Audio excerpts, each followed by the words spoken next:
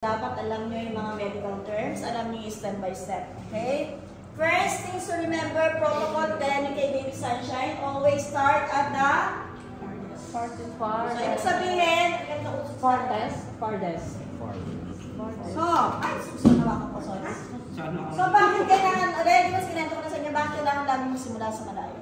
Kasi pag pihit niya, pag paling niya po, pag nilipat niya po. Para pagbuhat. Pag malayo? Sige, bakit kailangan na nililinis muna yung kabilang side? Bakit? Sige. Consider na meron niyang anahan sila kung nasaan. Contamination, eh? Diba? Sige, opinion. Opinion lang, wala dyan. Ano po? Para mas mabilis. Para Hindi, kasi ito sa'yo na kasi dyan ka lang yung kahit Dito ka na sa side niya, malapit na. Kaya dapat sa part. Para hindi na marumihan yung ano, yung side. Hindi niya kasi malilinisan ng ayos yung kabila. Kasi nandun sa one. Tama yun kay sir, ano pa? Tama rin yung mga kaya. So, sa kayo man. Ay, ikaw lang yung mali.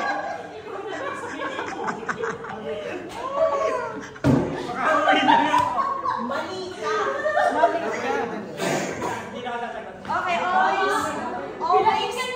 Okay, always start at the farthest area kasi pag nalinis nyo na yun, kung dito kayo magsisimula, hindi na marumi. Malinis. And then, sinimulan nyo rito. And then, ginawa nyo ito, natuluan ng sabon dito.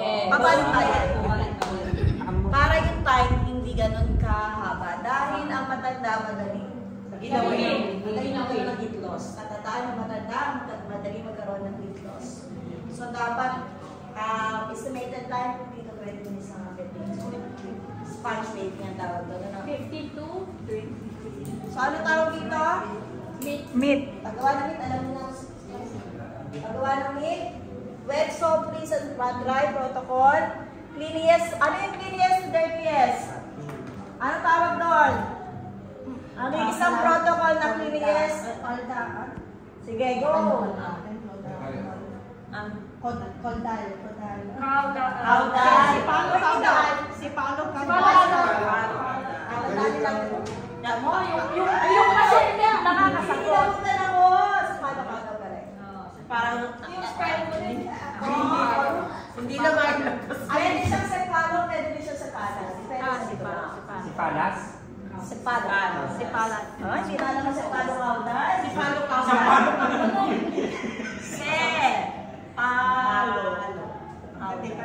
C-A-U. Kasi sa ano ha? So, okay na. Kaya tayo lang nyo, isa sa farthest area para makusyon yung oras, hindi siya masyado masayos. At saka para hindi na marumihan yung malinis na area. Then, expose only the area to be washed. Halimbawa, kung ang hugasan nyo ng ay leg, dapat leg lang ilalabas. Bakit? Isa yun. Next, why? Para hindi mabasa sa upper part. Wala yun naman. Hindi, bakit kailangan expose? To provide? To provide what?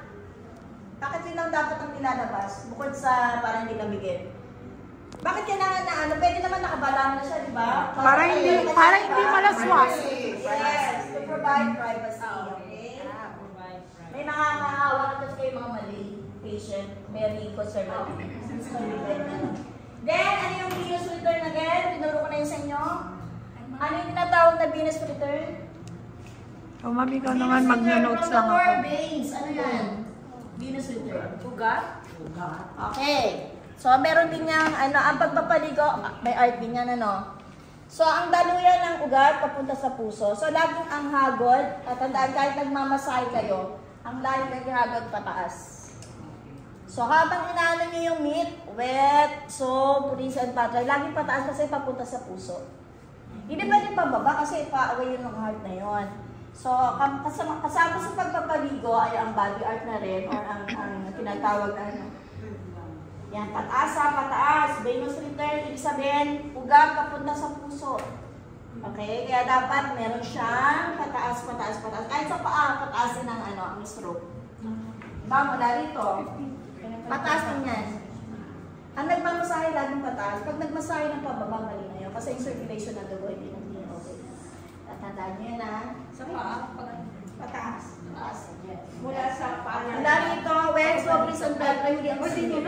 Okay? Anong tinatawag sa singit? Ay, Inguinal area. Inguinal area. Ano yung distal to proximal? Sa Google. Ano mo? Distal to proximal. Distal proximal. Sige, search sa Google. Oo, hindi niya natulog. Google? Distal to proximal. Malapit sa malayo? Yeah, malapit sa malayo. Palapit pa. Malapit yan. Michelle. Malapit. Diba? Malapit. Tatanungin kita mamaya. Kailangan sama sa exam, ha? So, wait, alam nyo na, always on the four sides. Ano yung malayo to pala? O, ngayon! Ano yung distal to proximal sa'yo? Malayo to palapit. Describes movement, positioning, or gestures that moves away from the target. Ay, picture na kasi. Okay na yan. Distal to proximal, ibig sabihin malayo sa malapit. Diba? Ito. Malayo, papalsakan. Papalapit. Oo. Basta. Okay. Ayan yung mga medical terms. Tatandaan yung mga medical. Parang look ano kayo, professional. Malayo to palapit. Istato. Dali to din, sir. Parang ano sa term din, papalapit. Malayo palapit. Usually, mas galit na gamit siya sa CPR. Kasi kung saan yung labi ko. Sa tinandaan niyo, farthest to nearest is distal to proximal. Farthest to nearest. Or distance to proximal. Farthest. Farthest to nearest. Or distance. Parang wala. From the body center. Hindi nagkakalayo sa Kasi nakakita tayo eh. So, distal to proximal tayo. Ha? Pwede rin yung medial to lateral ang tawag. Dalawa yan, di ba? Naturo ko na yung medial to lateral. Okay, sa ano po. So, distal to proximal din siya. So, body center, ito yung pinaka-center niya. hanggang sa center sa baba. Medial to lateral. Next! Mid, o yung always use the four sides of the mid. Hindi ba, bawal na mag-gupit na kuko ha, pag nasa duty kayo sa OJT ha. Pag diabetic mo kayo, huwag nyo ka muna gupitan ng kuko. Unless i-advise kayo ng nurse o mayari ng homes na pwede gupitan ng kuko. Ha? Sir? Okay po, clear? Pag sinabing supine position, ano ang tawag dito? Ano na kayo lata? Yan ang tinatawag na supine position. Nakailata ang supine position. Pag sinabing side lying, yan yung nakatagilid. Oh, yung bumpers ko. Okay, side lying, nakatagilid, supine, nakatiyaya. Okay? Pag sinabing dorsal, meron bang dorsal? Wala na. Yan. Dorsal recumbent position, ginagamit yan sa pag-IE, ginagamit yan sa pag-lilibig sa genitalia. Ito ang tinatawag na dorsal recumbent position. Ginagamit yan sa pag-IE, pag nag-ano kayo, nagpapa... Ano tayo? Nagli-labor. Nakabuka ka. Yan yung pag igaganon. Gusto mo? Pag smear, Bakit ka may draping? Ito, ang tawag dito,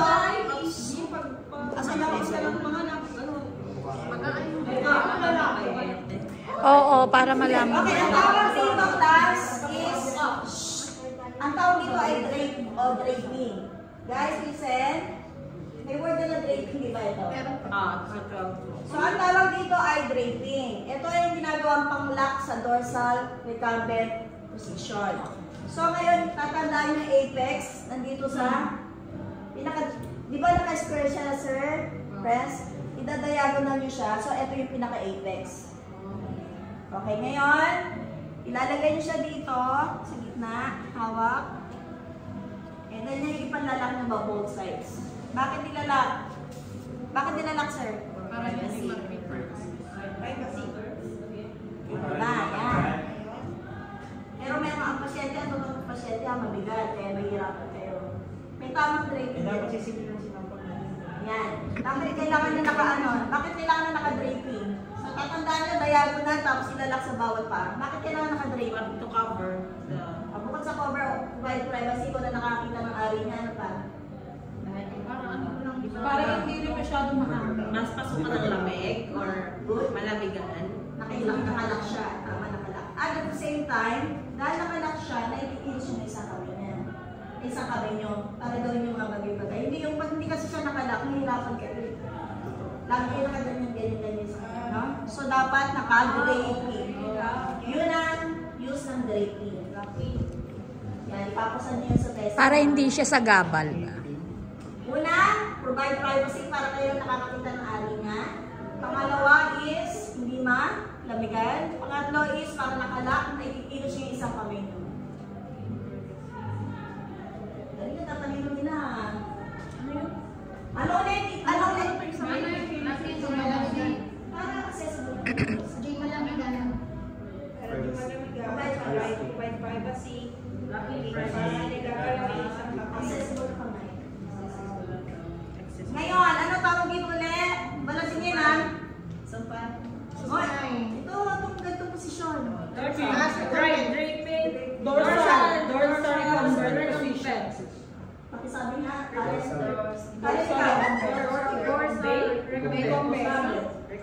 Dorsal recumbent position. wow, si Merlano. Dorsal. Uy,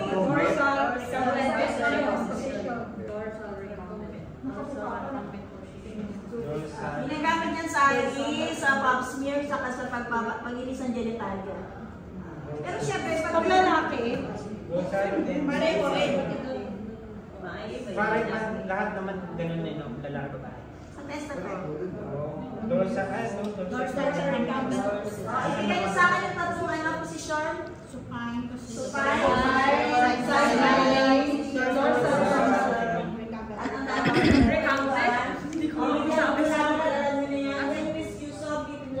Bakit kailangan na ang soap ay nasa soap dish, wala sa base of water? Para Purines. Ha?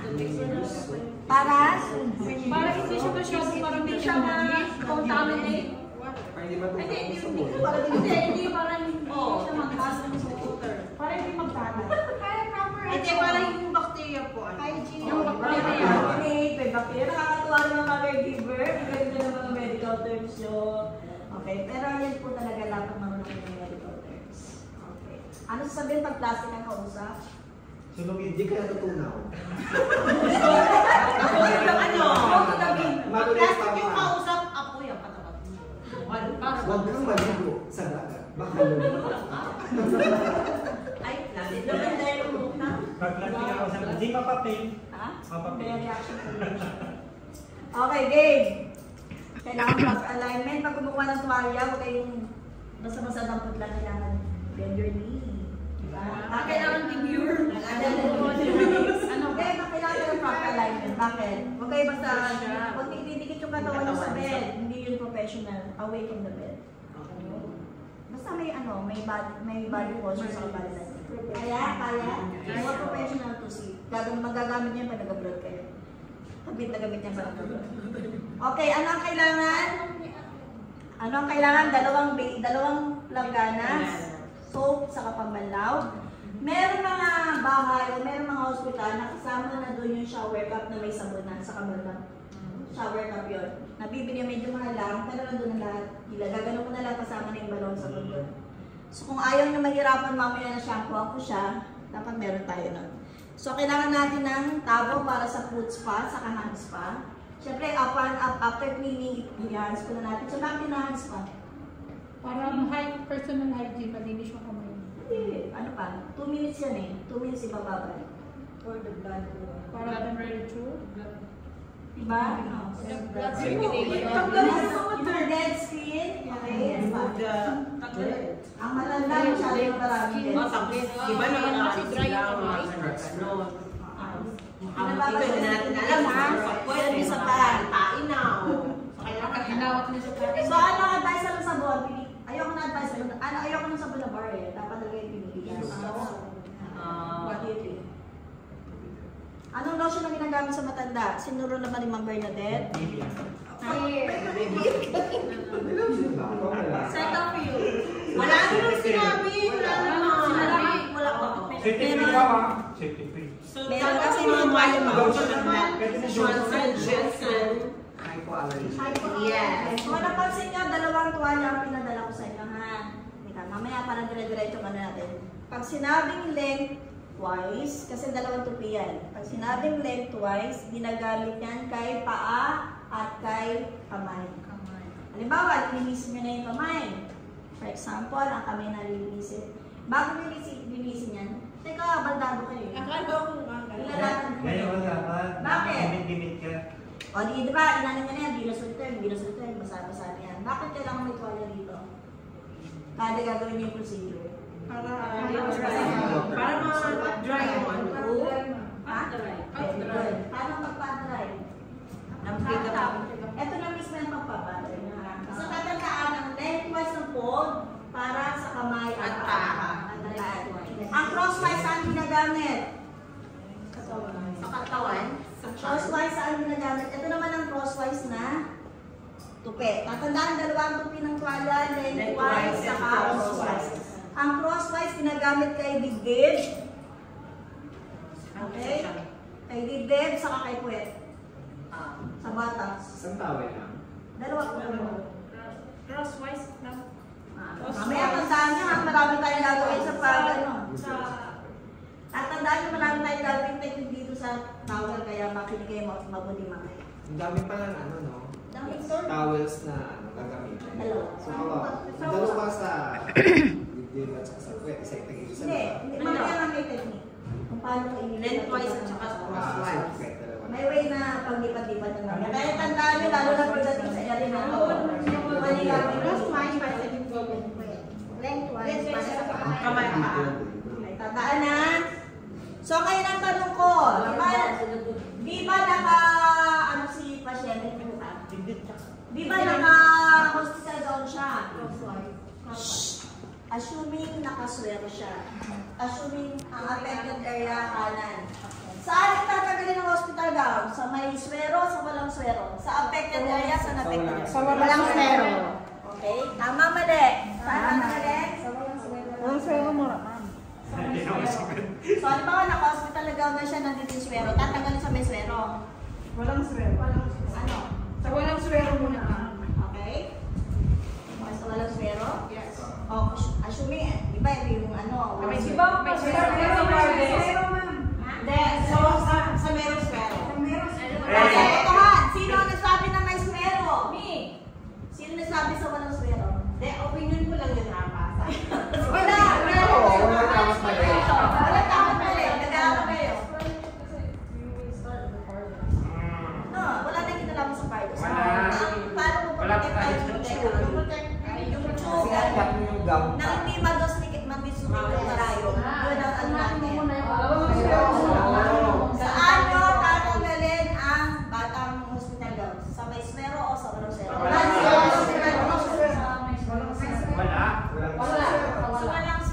Sa wala ang affected area. Yes. Tatanggalin. Tatanggalin. Hindi na dun sa may ano kasi tatanggalin mo sa sabi. Pero, pag lalagyan nyo, uumpisahan nyo sa may swero. Take note. Paglalagyan sa affected area, pagtatanggalin sa unaffected area. Pakitake note. Baka malito kayo ha. Affected and unaffected area ang tawag. Pag-uubalin dito sa unaffected area. Pag-ibabalik na sa Sige, pwede Tagalog kasi sarili nyo notes. Pwede na, lockdown is para sa doctor sa kasama.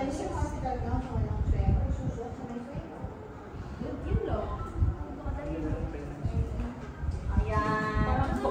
Ano pa gusto ano? Ano tayo Sa lotion. So, may mga assign na lotion para sa matatanda, pero depende sa advice ng pamilya. Kung minsan meron yung So, i-optional lang yung lotion. Pwede rin yun sa masahiyan after ng ano, quick massage na after ng So, kayo na pag-toothbrush. Okay, mamaya ha. Ano yan ang tinatawag na medial toothbrush? Siyempre, mag-start tayo.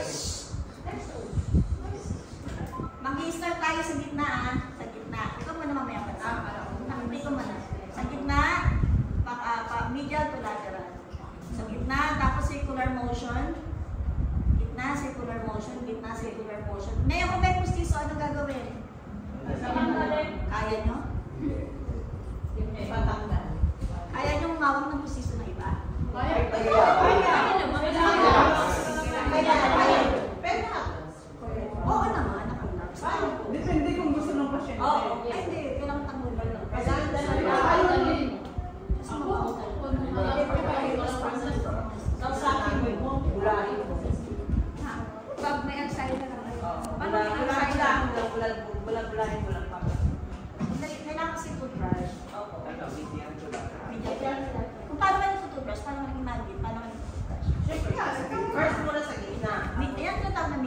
Pinaganda lang mga ito.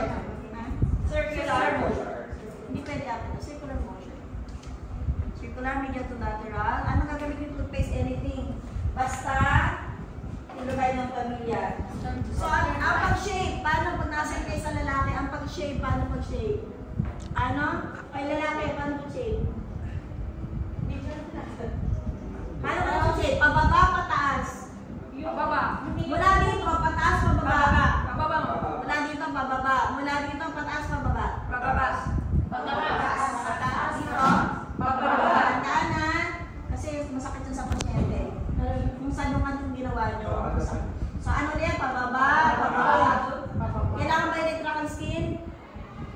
Oo, tama. Retract. Oo.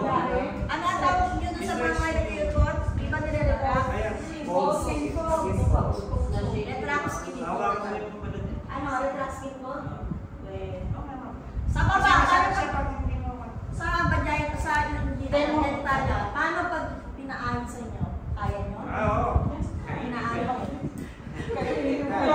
Gusto mo kainin. Basta meron. Yung may shade na lang, kailangan na talaga. Or ano, Wow, kuminim na kayo. ang masakit. Grabe ka naman matanda yung iiwag mo. Okay, may mga pasyente, especially Chinese, hindi nagayat. Pero i-clean nyo. Kasi ang baho pag mahaba. Ang baho talaga, kaya yun nahihirapan mag-baby. Tayo na nga lang. Ako na nga lang. Lalong tayo doon. Hindi na natin sa Okay, may mga pasyente na may mga pasyente na pag pinipalaguan, pinitigasan. Okay kayo doon. Paano pag sabi na, shake, pag sabi na shake, okay na sa inyo? Magkano extra pay?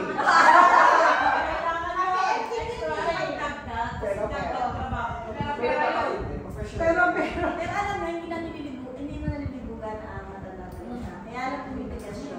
Normal kasi yun lang. Pero kailangan ko silang labasan ng masumal sa loob. Ikaw sabihin nila ano eh. Paano man yung asawa, di pinatay tayong asawa. Kaya ako na sila gumawa. Ang ano nyo lang linisin. Kung tigasan, thank you. Kasi nag-ano na siya. Pero huwag kayong mahalayan. I mean, huwag kayong mahalayan. Baka bigla niya patuwan. Baka bigla niya patuwan eh. Kayo naman oh. Kaya paano kami na pera kayo? 3,000, 3,000. Sure. 3,000 eh.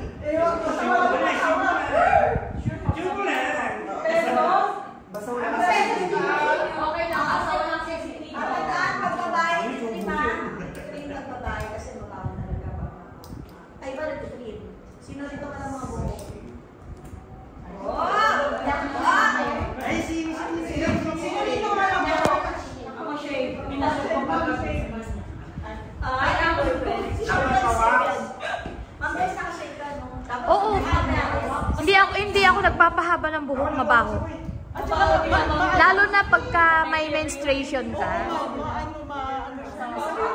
At saka, hindi. Ang buhok kasi, pag may buhok ka, madaling kapitan ng bacteria, germs, kaya kailangan mo i-shave. At saka fresh kapag nakashave. Yes. At saka ano po, pag Tinanggal mo lang siya, mas malakas lang. baliktad, sa medical dapat. Sa medical dapat may buhok. Mayroon. Kasi, di ba, usually yung mga buhok, like, example sa ilong, sa ears, di ba, protection yun, di ba? Protection. Eh kung sa ano, Ay, sa baba, protection. pero may boy, Kasi syempre naman talaga, syempre, nag-aamoy talaga, may amoy talaga. Syempre, kaartehan natin. Maamoy siya din. Kahit ako nagsishave. anong pinakugas mo? Ako Sabon. Yung tap na apple cider. Hindi, mas maganda yung apple cider talaga. mas maganda yung tawas. Madam, mas maganda po yung tawas. Okay, ang tip. Diluted sa water. Sa mga babae. May nagsabi. Required Yes, ng doktor. mabango. Safe ba? Yes, required ng doktor, 24 hours na Colgate ang hugas. Yes! Ako! May 24 hours o 12 hours na nakalagay. Colgate? Anong gagawin? Case ako. Kasi parang malamig pag kahapon. Fresh. Sa mga babae. Hindi ko pa na-try. Maganda. I-try ko mamaya. Actually, yun ang ginagamit ko. Kung wala akong tawas toothpaste. Alam mo, napaka-fresh. KP5 kasi yung ginagamit ko mamaya. Ang pangalan ko ng tawas sa maluwa.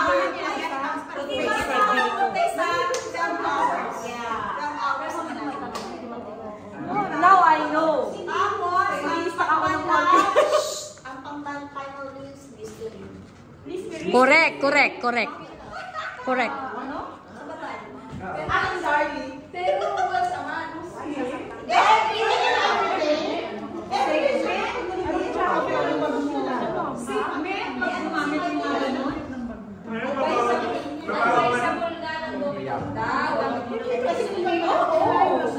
Wala, mabawang cart ka. Diyan gagawin mo. Okay, 12 hours. Ayaw mo. Okay na yun ha. Okay, 12 hours ha.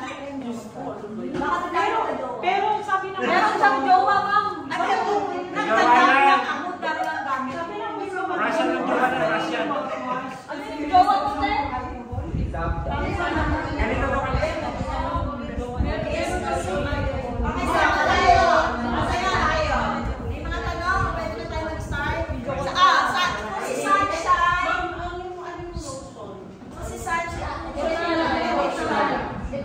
Si Sunshine. Kung si Sunshine sa kitchen area, saan matanda? Ayaw, hindi siya makagalaw. Ang dami natin ngayon para sa bedridden na patient. Pag hindi naman siya bedridden, kaya naman niya maglakad dun sa bathroom, then why not? Bedridden. Kaya nga. Hindi ba? I guess, Wheelchair. Or pwede yung mauso. May gulo. Wala yung sa hospital. Kasi may kalakad siya. Madam, pagod na. Ayun. meron siyang sa bahay. Social, pag mayabang. Yes. Tapos na? Si Mama may bed sa bahay. Kailangan niya yun na. Bakit bedridden na ba sila? May case lang. So, maraming hindi naman. Kaya in case mas gawad.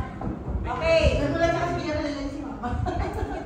Kilala ka naman niya. Eh, nasasabi ko lang kasi may mga nanay tayo, di ba? Lalo na yung mga jowa niyo matatanda na.